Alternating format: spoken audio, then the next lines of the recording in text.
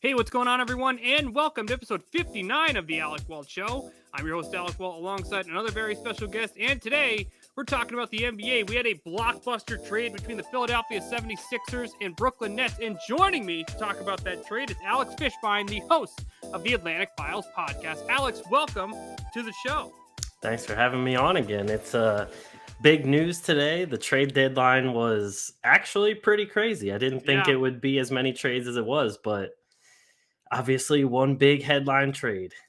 Yeah, when I texted you earlier today, I wasn't thinking we'd be talking about James Harden and Ben Simmons, but when you look at the deal right now, one of the best players in basketball, one of the best guards in the league is on his way to Philadelphia for a player who was never playing again for the Sixers. Two very solid depth pieces and a draft pick. I'll let you break the trade down in just a second. But Alex, what are your thoughts on the fact that Daryl Morey was able to maximize significantly his trade value for someone like Ben Simmons? I mean, it's definitely big getting a guy like James Harden when you didn't even think you were going to get anybody. Exactly. Um, I mean, I was sitting here mulling over all the different trades that they could make, and obviously there's been all the rumors and everything about Damian Lillard and Halliburton and Fox and Brogdon and all those other offers that they said there were going to be. But yeah, it's great to see a big name player finally coming back in a trade like this because as a Sixers fan, it's very kind of disappointing usually. Most of the time, it's usually nothing that ever amounts to anything, or it's a trade that doesn't move the needle either way. Um, so it's nice. I will say I had very, very mixed reviews when I first saw it go down. I've never really been the biggest James Harden fan. And it's just so like I was looking at some of his stats and everything, and it's like this year has been his lowest points per game total since 2011, 2012, which was his last year with Oklahoma City. Now, don't get me wrong, 22 and a half points per game isn't terrible by any means. No. But when you go back from the other seasons, even last season when he split the time between Houston and Brooklyn, he was at around like 24.6.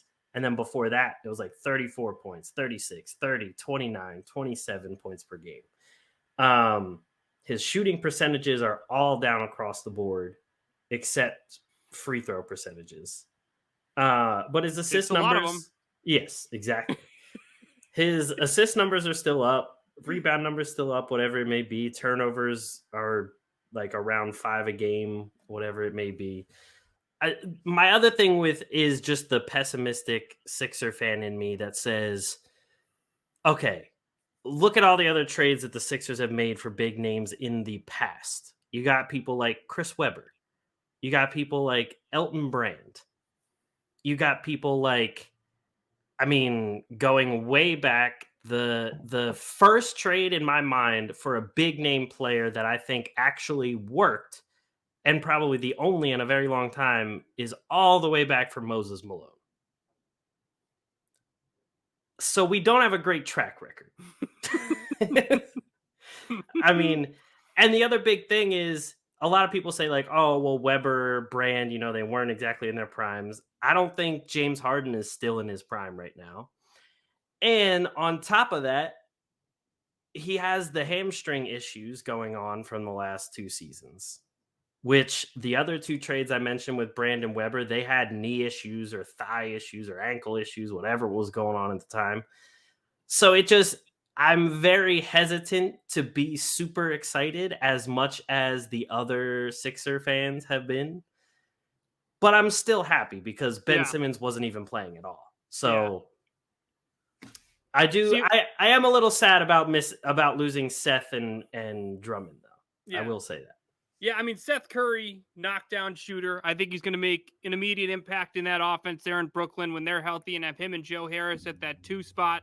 When they're fully healthy and they have that full rotation with those 3 role players that they added from the Philadelphia 76ers, Brooklyn's still going to be very good. Oh Now, if I'm a Sixers fan, which I clearly am not, as you can see from the banners yeah. behind me, you can kind of pick where my basketball team is here. As a Celtics fan, I'm disappointed because the team in my division, the top team in the division, I think just got better. I mean, James Harden's one of the best players in the league. The headline deal was Ben Simmons, who you knew wasn't coming back. And when you look at the 76ers, you've been watching them all season. This Ben Simmons situation's been surrounding the team all year. When you look at the trade rumors, Simmons' name's all over the place. When you look at where he could go, it seemed like every team had some sort of route to getting a Ben Simmons, and Joel Embiid was still able to take this team towards the top of the Eastern Conference with all of those distractions. Now he has someone like James Harden. I personally believe Sixers fans should be very happy. I think he's someone who could stay in Philadelphia long term. Of course, he hasn't been very happy with his last two situations, but Fish, let's talk about your 76ers team right now. The starting lineup's expected to have Tyrese Maxey, Harden, Danny Green, Tobias Harrison, Joel Embiid. You got about 2-3 months here to figure out a winning formula with this roster. Of course, if they can stay healthy. Talk about what Doc Rivers needs to do here, putting together the right formula to get this core to be successful before the playoffs. I mean, I wouldn't be surprised if Matisse ends up getting that starting 3 spot over Danny Green. I was hoping you would say that. Especially if you made this deal and worked so hard to make this deal to keep Maxey and Matisse, I don't see a reason why you would all of a sudden not start Matisse now. I mean, he's been starting as it is. So the other thing is, even though Danny Green is a better 3-point shooter than Matisse, he's been probably shooting and making threes at a lesser clip than he's ever had. And his defense isn't as good as Matisse. So there's Harden's definitely not a defensive player. No, not at all. So not only are you going to need someone who is going to play defense on their own man, but also someone who's going to be able to play good help side defense. So I think that has Matisse written all over it. And the thing was, when it came to the Sixers pre this Harden deal, it kind of was the same way with Seth Curry, because Seth couldn't stop a rock. Seth Curry was terrible on defense, and most teams were hunting the matchup with Seth. And that was honestly an ongoing theme with Sixers in the playoffs the last few seasons. It was JJ Redick, or it was Bellinelli, or it was Seth Curry. They would always attack that mismatch. So now, yeah, I think you put Matisse in there just to kind of cover up for some of the deficiencies that James Harden would propose there. The thing that I'm interested to see, I think that it is a solid lineup, but I'm hesitant to see Maxey as a shooting guard, just because he's not as great of a spot up shooter. And he's been working twice as hard to become the point guard that the Sixers needed ever since Ben Simmons decided he wasn't going to play. So to me, I think there's a lot of growth that this could affect for Tyrese Maxey. But at the same time, I mean, having a guy like Harden who's going to find you open probably more often than not is going to be able to at least get you into your confident spots, get you open or more open looks. And it's also going to free up, I think, some of the paint for Maxey, who, I mean, his best move is to just blow by the entire defense. So yeah, I love the thought of the starting 5. I love the look of it on paper. My worry is way more with the bench now, because you got rid of Drummond, who was probably the best backup center that Embiid has had his whole career so far. Yeah, I 100% agree with that. Yeah. So the only other true center that we have in the whole roster would be Charles Bassey. And I liked what I've seen out of Bassey so far, but he's a rookie, A, and B, Doc has played him, I don't know, maybe no more than 30 minutes the entire season. So I think the most amount of minutes he got was when the whole Sixers team had COVID. So, I mean, after that, it's like B-Ball Paul, who they've put down to the G League and brought back up multiple times. They did get Paul Millsap in this deal as well, so I'm sure they're going to keep him in some sort of backup capacity. But I'm not banking on having Paul Millsap as a backup center. And then after that, it's George Niang. So that combined with the fact that there still is no backup guard to lead the second unit either, because my main issue with Doc Rivers is he loves his all bench lineups. He even ran all bench lineups in the playoffs. So if he wants to continue with these all bench lineups, you're going to have to find a backup point guard, because while Furkan Korkmaz can run point guard for the Turkish national team, that's not the same as running point guard for an NBA playoff team. Yeah, no way. How long's shakeout? I'm not sure. They haven't really had a timeline. They've just said he's having back issues and he'll be reevaluated. Oh, that's a good word. Yeah. Yeah. So, but if I'm Doc and I look at my bench, especially without Milton, there is no way you can put, I mean, unless you get someone on the buyout market, which with James Harden and Joel Embiid is certainly a possibility, because let's be real here. I don't know how, or like the Nets will be active, but they've been a disappointment. The Lakers will say they'll be active, but who wants to play for the Lakers right now? When you look at some of the top destinations in the NBA, Fish, it seems like the Chicago, the Philadelphia, the Brooklyn, maybe some other teams out there, a Phoenix and stuff like that. It seems like Philly's going to be one of the top destinations for players looking to join a new team after getting bought out. Oh, I'm sure they will. And I mean, especially like you said, I agree with all those teams in the buyout market. The Lakers talking about the buyout market essentially just because they couldn't get a deal done. But yeah, I think they will be a pretty good destination. It just comes into then who exactly do you want? Because when you look at the buyout market, I mean, it's not that plentiful. I mean, I think it'll get a It'll little ramp deeper. up. Yeah. Yeah. I mean, right now it's nothing special because we're seeing some early, buyouts right now. We've heard guys like Goran Dragic, Enos Freedom. I think Dragic, I mean, if you need a backup point, I don't think it's a terrible option. I think you guys can certainly do better than those two centers, but there'll be some other names here we see get bought out. I think Philly will definitely be a destination for some of those teams, but let's look at the rest of this Eastern Conference, because when you look at the Chicago Bulls, they didn't make any major moves. They're also injured.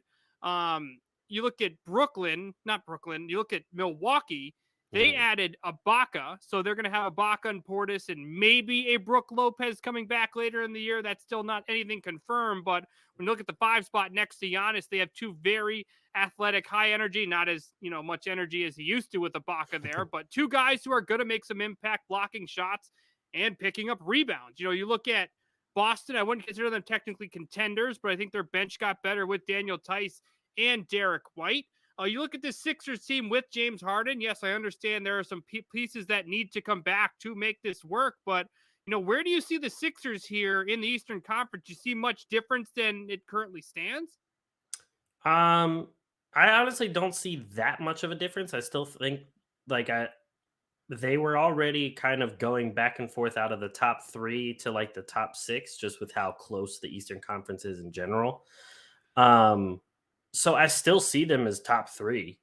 I think right now, to me, they just seem more of a concrete top 3 instead of like they could get in there as long as like a couple games go their way sort of thing.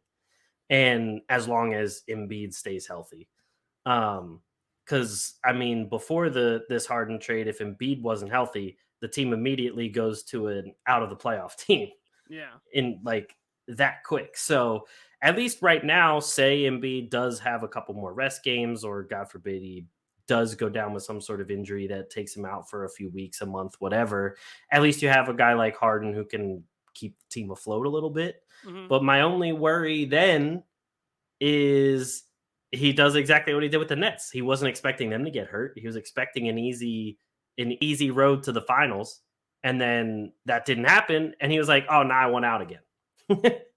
So it's even more important for Embiid to stay healthy at this point. But just in terms of your question, yeah, I don't see it changing that much. Like a lot of people talk about them being immediate finals contenders and everything.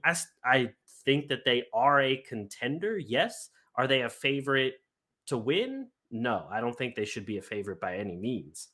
Um, like, yeah, Harden and Embiid, two guys that can average 30 points, but we haven't seen them play together yet. We also haven't seen what the team looks like in general yet, and we haven't seen what they're going to fill those holes with that we talked about. So I think it definitely improves their odds, but I wouldn't label them as favorites just yet. Like to me, the favorites, honestly, are still Phoenix, Milwaukee, and Brooklyn to me because I think Ben Simmons slots in perfectly for Brooklyn. I mean, Huh. you got your distributor now that goes with two of the best scorers in the league, on top of Seth Curry, who's been one of the most efficient shooters in the league, and then LaMarcus Aldridge at center, and even Andre Drummond as the backup center, or Nick Claxton, who's still there because I don't think they ever made a deal for him. I don't. Yeah, I don't think they made any other moves. Yeah. So, and then say Joe Harris comes back, that's a pretty deadly offensive team. On top of the fact that now you have Ben Simmons who's going to cover the best player of the other team. So I would still have Brooklyn, Milwaukee, and Phoenix as title favorites. So I mean, I'm obviously pretty. I mean, as a Celtics fan, I kind of balance my level of excitement here, but I was pretty amped when I saw this deal for Philadelphia. Now, you took a more realistic approach. That just shows because you watch the team way more than I do. You seem very high on Brooklyn, even though I think a lot of it depends on how Simmons looks after not playing and whatever happens with Kyrie Irving. But True. if you had to pick right now who the winner of this trade was, who would you pick? I'd probably say Brooklyn. If if the Sixers could have kept one of Seth or Drummond, I would have said the Sixers. Well, then But if you're trying to keep Tyrese and Matisse, exactly, what else that's was the Brooklyn issue. gonna go after? No, yeah, I mean, I know all the rumors were like, "Oh, we'll give them like." Sixers fans were trying to say like, "Oh, just give them Danny Green, Shake, and like Korkmaz." I'm like, "Oh yeah," because the fact that you're throwing them in there as if they're just like, "Oh, leftovers, just take them too." That doesn't make Brooklyn want them. yeah. Like if So you notice a problem, they're gonna notice it too. exactly. um. So yeah, I mean that's the thing is adding Harden is huge. The concerns about Harden are also still concerns, like real Yep. concerns. Yeah. The concerns about Ben Simmons, again, the same. Like it the one thing is they've already said is excuse me, his mental health is improving all of a sudden. So he should be on the court soon. Um It just but took leaving Philly to change. yeah, exactly. Um but even with Ben Simmons coming back and haven't been playing this whole time, to me, his style of play and his game isn't predicated on having to be like on a hot streak or on a roll or having a bunch of momentum because obviously he's not the scorer. So whether he's been off for a while or playing for a while, I think his play style plays more towards the fact of he can turn it on pretty soon at the moment he hits the court.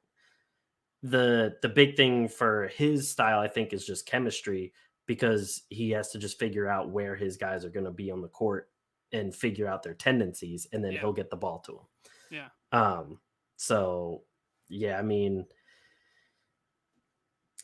yeah, I just for some reason I just keep leaning towards Brooklyn as the winner of the trade and the the doomsday Philly fan in me just wants to say that it's just going to turn out to be another Chris Webber Elton Brand deal. Let's hope that doesn't happen for your sake. And we see a contender here at Joel Embiid. I'm a huge fan of his. Would love to see him win an NBA championship. Hopefully Harden gets him one step closer. But again, the Sixers made that splash today. Ben Simmons is out. James Harden is in. And the Philadelphia 76ers could hopefully find their way through the Eastern Conference. My final question to you. Thursday, March 10th, 2022. 1 month from today, the Brooklyn Nets travel to Philadelphia. When you hear on the PA system, and it wouldn't surprise me if Simmons had a back injury for this game. When you hear Ben Simmons' name in the starting lineup, what will be the reaction from the so passionate fans in the city of Philadelphia? Oh, he's going to get booed like crazy. Oh, I can't wait. Is that game on national TV? If it's TNT. not, TNT. I was about to say, if it wasn't, they're going to change it. Yeah. I can't wait to see that. Oh, they're going to boo him incessantly. And on top of that, not saying it should happen. I'm not condoning this at all, but I wouldn't be surprised if someone threw something. Would not be surprised at all. Yeah. I hope that doesn't happen. Right. I hope that doesn't happen at all. So please, if you are attending the game and you are watching this video, do not do anything stupid 1 month from today. But I was in the crowd when A-Rod returned to Boston after his steroid stint, his suspension. Oh, yeah. That was one of the loudest I've ever heard a sporting event. I'm not going to be at this Philly-Brooklyn game, but I think that crowd will get pretty close to what I heard that night at Fenway Park. Oh, yeah. I can already see. I wouldn't be surprised if that game sold out the moment the trade happened. Like, I would not be surprised. Where are we? Philly. Tickets as low as $145, so clearly there was a little spike. There are some tickets left. I don't think it'll last very long, but yeah, 161, 163. This is Vivid Seats through the ESPN website. Yeah, they're pretty expensive. I think they spiked a little bit after this trade today, but get ready for the booze, Philly fans. Ben Simmons is coming back one time here in 2022. Alex, before I let you go, my man, how can my listeners here keep in touch with you on all forms of social media and listen to the Atlantic Files podcast? Yeah, we are everywhere you get podcasts, Spotify, Apple, everywhere. We're also on YouTube. Just search The Atlantic Files. You'll find us everywhere on there. It'll be the big basketball logo. You can't miss us. So can't miss it. Everywhere. We're also actually, at the time we're recording this on Thursday tonight around 9:30 Eastern time, we're going to be doing a live stream of our latest episode to talk about the trade deadline as well. So what outlets? That'll be on YouTube and Twitch. So both just search The Atlantic Files and we'll be on there. Me, I'm on Twitter and Instagram, either at __fish or that kid fish, FISCH for everything. So yeah, always down to talk basketball. Awesome. Well, Alex, thank you very much for taking the time out here to join me here on the Alec Walt Show. No problem. Thanks for having me, man. All right, that's going to be it for this episode of the Alec Walt Show. I'm Alec Walt alongside Alex Fischbein. What do you think of this trade between the Philadelphia 76ers and Brooklyn Nets? Feel free to give me your thoughts in the comment section below. Also, don't forget to like this video and subscribe to the channel for more of my exclusive content. Thank you, everyone, for tuning in, and we will see you very soon.